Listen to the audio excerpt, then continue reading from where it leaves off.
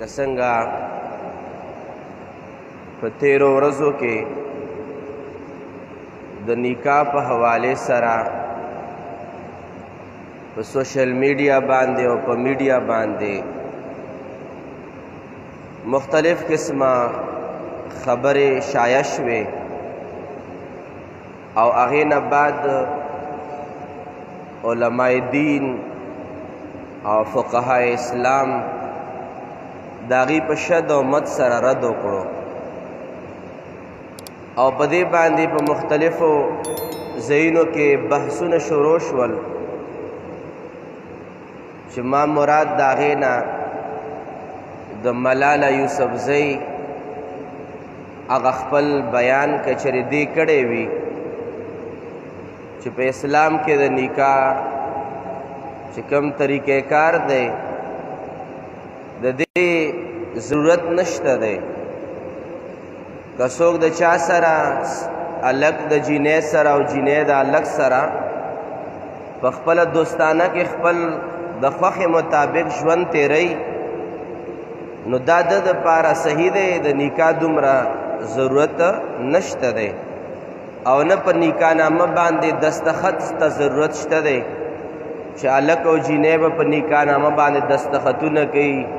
چې دا زما خاوند دی او خاوند به وایي دا زما ښځه ده بس د هر چاله یو آزاد اختیار ورکول پکار دی چې څوک د خپل د ژوند کې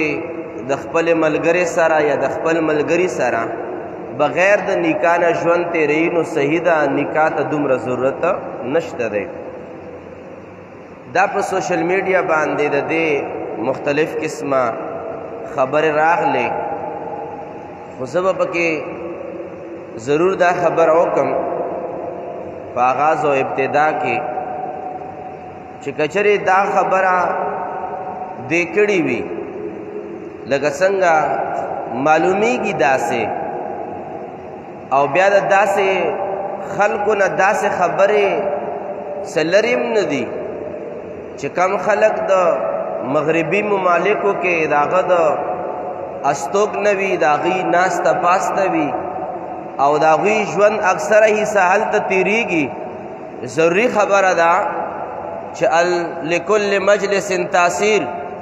د هر مجلس او د هرې ناستې دپاره څه اثرات شته دی او بیا چې تا ته نوبل ایوارډ هم په مفتو کې میلاو شي څه دومره لوی کردار چې کم کردار باندې نوبل ایوارډ میلاویږي دارنګې ډېر خلک د دې مستحقین شته خو چونکې د داسې خلکو نه بیا داسې خبرې څه لرې نه دی چې داسې خبرې وکړي خو که چېرې داسې خبره شوې وي او حقیقت هم داسې وي نو دا کبیره ګناه سره سره دا خبره د کفر مترادف ده او د کفر مترادف په دې بنیاد باندې ده چې قرآن کریم فرقان حمید لکه څنګه به مختصر د وخت مطابق څه گزارشات وړاندې کومه د آیاتونو د روایاتو په تناظر کې که چېرې داسې خبره شي چې کم یو مسله کم یو حکم الهی د قرآن نه ثابت وي د حدیث نه ثابت وي او هغې حلال سیز ته چې ثابت وي په قرآن او په حدیث باندې هغې حلال سیز ته حرام ویل او یا حرام سیز ته حلال ویل دا دواړه کفر دی یو شی چې الله پاک حلال کو او ته په خپله ګنده ژبه باندې ورته حرام وایي یا یو شی حرام دی او ته په ګنده ژبه ورته حلال وایي نو دا د الله پاک د قانون متضاد خبره ده او دا د کفر په دایره کې راځي خو لیکن د دغې گفتگونه دا معلومیږي چې که عین کفر نه وي دا د کفر مترادف خبره ده خو په شرط دی چې دا خبرې کړې وي او که چېرې دا خبره وروستو به راځي مخې ته به دا انټرویو راځي یا شایع شوې نه ده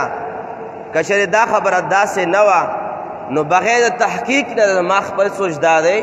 بغیر د تحقیق نه په چا باندې ردم نه دي کول پکار خو به هر حال که چېرې دا خبرې کړې وي نو دا خبره کفر مترادف خبره ده دا یو عظیم جرم دی دا د قرآن کریم د آیاتونو نه واضح طریقې باندې د هغې مخالفت دی، دا خبره ضد د قرآن ده، دا خبره مخالف ته حدیث ته، او قرآن ضد کې خبره کول، قرآن چې څه ته حلال وایي په ډېرو حکمتونو په بنیاد باندې، او حدیث چې څه ته حلال وایي د ډېرو وضاحتونو په بنیاد باندې، د هغې مخالفت کول په حقیقت کې د الله او د الله د رسول په مد مقابل کې په جنگ سره ځان ودرول ثابتول دي. نو غرض د حاضرینو چې نکاح د هغې خبرې به دومره وده نه ورکوو، خو موږ به خپلې خبرې له راشو چې نکاح دا د کل پیغمبرانو سنت دي.